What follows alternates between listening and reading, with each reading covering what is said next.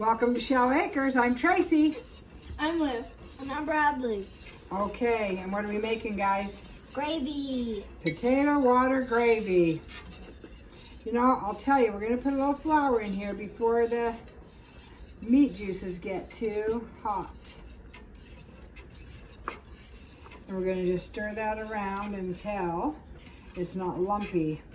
Now, the trick is, especially when you're working with little kids, you got to make them keep the utensil on the bottom. So why don't you go back and forth like this, but stay on the bottom of the pan, okay? And I will hold it because it's going to get to be hot.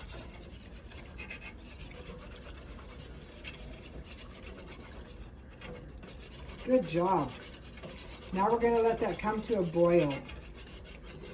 And I start out with about a quarter cup of flour, but you can put in, depending on what you need, quarter cup to a half cup of flour. Okay, go ahead and try that. That's going to put us at about a third cup of flour.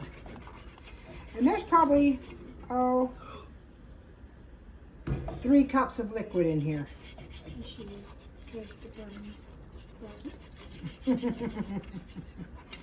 Okay, now if you can see, it's starting to thicken.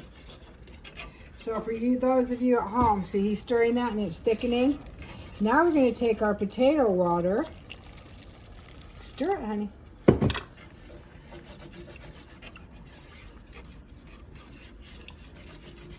We're going to keep stirring as it thickens. Make sure you do the whole bottom. Keep your, here you're missing that whole side. Whenever you're stirring something, you got to make sure you get the whole bowl.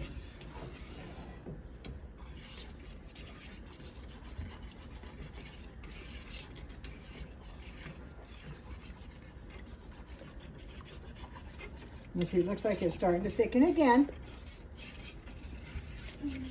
I'm gonna go get some spoons. All right, my dear. See, it's starting to thicken again. Gonna add just a little more potato water until we have enough gravy that we can use for dinner. Now, you know what? I use potato water gravy for pork, turkey, chicken. Unless I'm making milk gravy, I always use my potato water, and I'll tell you, it's got extra starch in there.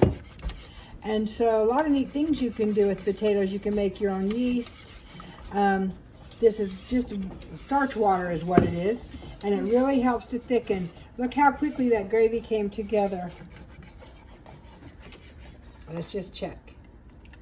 Oh yes, let it boil a little bit more, but you got to keep stirring it, even if it's just slowly. Now we're going to go ahead and put some pepper in here. About a teaspoon of pepper. Whenever you're using fowl, you want to use a little more pepper. Oh, and sausage too. And because these types of meat really pick up on the salt. So we just want to use about half a teaspoon of salt. And then people can put table salt to make it to their preference. Okay, while he's still stirring that, I'm going to go ahead and dip my spoon in. See, now it's thickening. See that? Look, it's coming to a drip. That is pretty thick gravy, if I do say so. And as it cools on the table before people can serve, look, that's how you tell your gravy's getting thick. See, on the spoon? It's just really not coming off that spoon. Okay, I think that we're just about ready. Now this is going to be warm. You ready for a taster tester?